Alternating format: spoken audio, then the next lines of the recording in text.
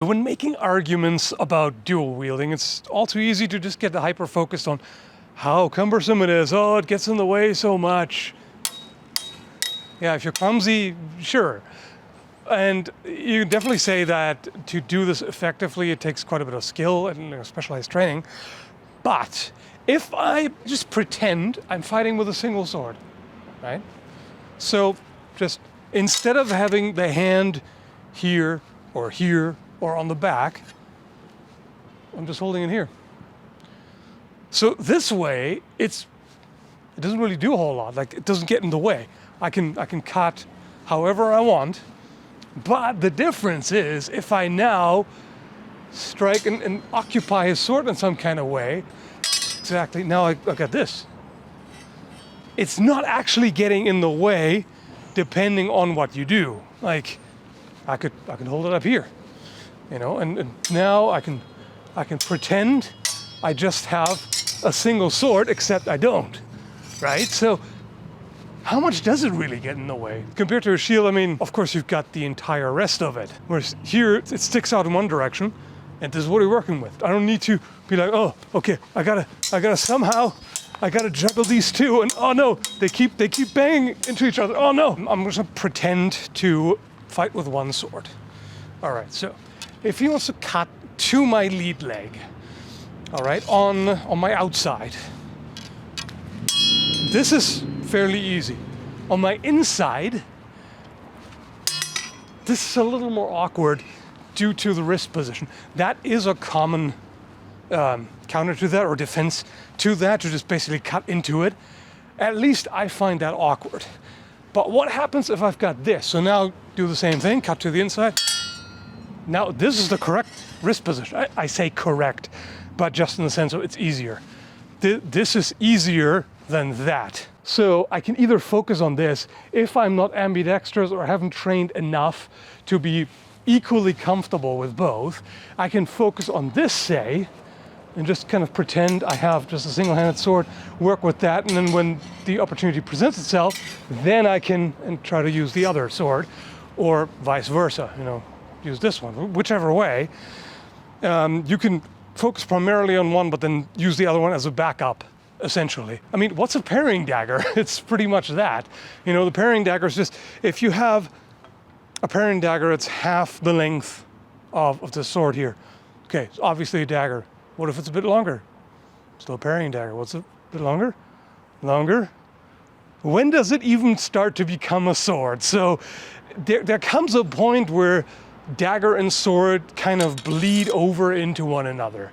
So really, to just categorically say a parrying dagger is fine, but a sword isn't, is too simplistic. You've done two sword fighting where you have the wakizashi in the other hand, which is a shorter one.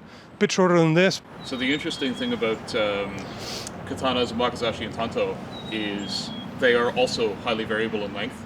So you can have a shorter katana that is basically a slightly long wakizashi, or is arguably a wakizashi. You can have a tanto that's so long that it's treading into wakizashi territory. Yeah. If you have a sword that's used with two hands versus my two, what you want is to get figure out some kind of way to cross mine and like combine them into one, because you know then you've got this going on. So I wouldn't want to have them close together to begin with, because this is bad for me, right? So none of the cross scissor cut. If we think about Highland broadsword or saber or something, you tend to have a guard like this, where you close off one side, right? And so you know that here's the opening. You know they have to attack here. They might feint here and attack there, but that's the opening, you know. Now you got them both closed off. Which opening are you actually going to attack? You could try to thrust straight through, but thrusts, you know, it doesn't take that much to redirect them. All you got to do is basically this. Which is not to say that you can't be caught with a surprise thrust. Obviously, if the opponent is very fast, they can nail you with that. But this, you know, is not crazy difficult to defend against. So, you know, if I close off these two, now I know that you might go for the leg. There is a chance if I try to defend like this that I might go, oh crap.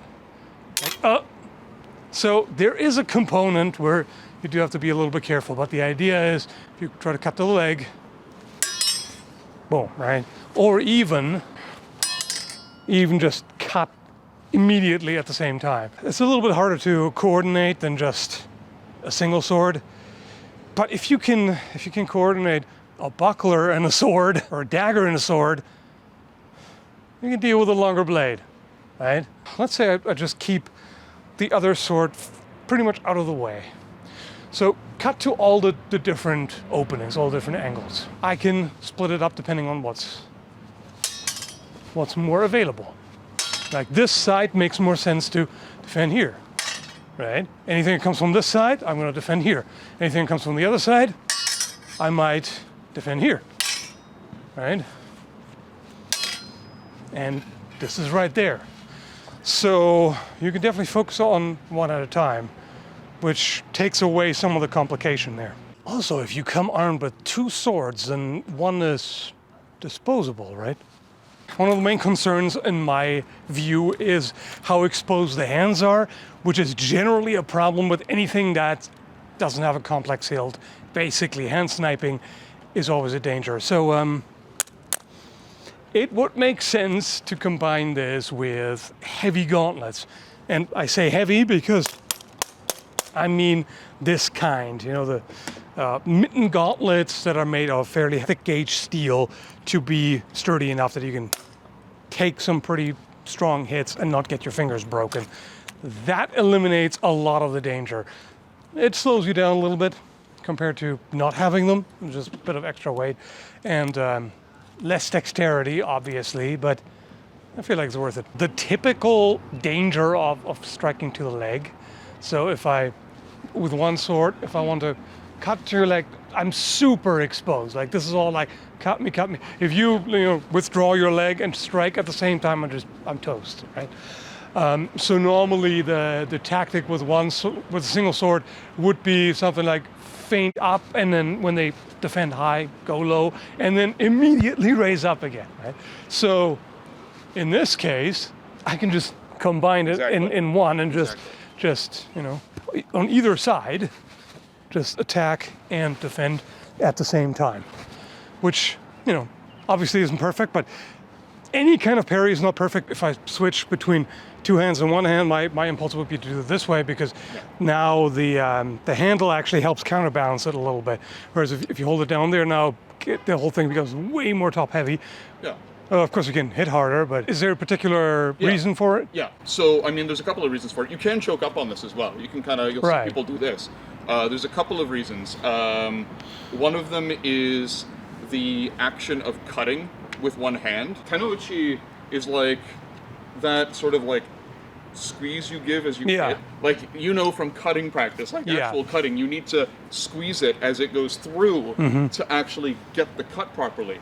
So if you're choked up here, your wrist doesn't have that mobility to get the cut. So from a practical perspective, it's more difficult to cut with one hand if you're up here, because you have to kind of make it turn inside your hand that way. But if it's down here, I've got the ability to make it, because there's a little bit of extra space here. Okay. Right? Okay. So it makes that motion a lot easier. The second reason, obviously, is reach, because I've got about an extra 3 inches here of reach. And if I'm fighting from a high guard, right, then that's a really long way. That's a massively improved, because with two hands, you're shortening your reach. Yeah. If you let go like this, you enhance it. But if you let go like this, now it gets crazy. I'm just barely out of range. Yeah. But if I have it up here, if there's something pointed at you, your eyes want to focus on that. So and you utilize that by doing things like this. Yeah. Right? Like, you would want to use this to oppress anyway. Yeah. And you'd want to try to mess with them and come in, but the main thing is you're distracting them so you can actually hit them. That requires a lot more strength. Yeah. Because for one, because of the way a lot of katanas are weighted, at least the ones that I've tried. They're not top heavy, but they're weighted a little bit further out. So if you didn't amplify it by holding it further down, it requires significantly more strength to do this do this well and be able to recover. Because it's one thing to just like just hit the ground, but if you actually want to recover, different story. If I was going to use Nito with an actual sword, or even with Bokto, I would use shorter than I normally do for shorter swords in general to get that balance right. Definitely. It makes sense for also to not interfere as much, because if they're awfully long, then you might struggle a little bit to clear them.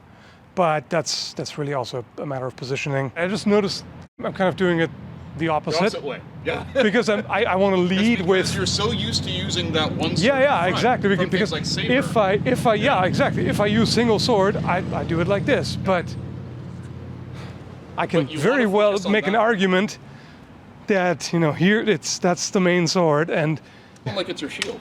This kind of position, Nope. It's still totally out of the way if I don't want it, but there's a good reason to have it here. Well, it holds that center, Yeah. right? Because if I start coming in anywhere, you've always got somewhere that you can defend with that. Yeah, right? Exactly. And yes, sure, there are ways to beat the sword and just knock it aside and come in, but you still have the other one. To make it clear, the usual reasons for why this wasn't done much in history still apply. Like, for everyday carry, two swords are much more cumbersome, although in feudal Japan nobody would bat an eye at wearing a longer main sword and a short sword together, which is easier with a more compact guard like that. And on the battlefield you're better off with either a shield or armor and polearms, but I think a fantasy adventurer or a fighter with different priorities could quite reasonably make it work. Anyway, hope you found this interesting, thanks for watching, and take care, folks.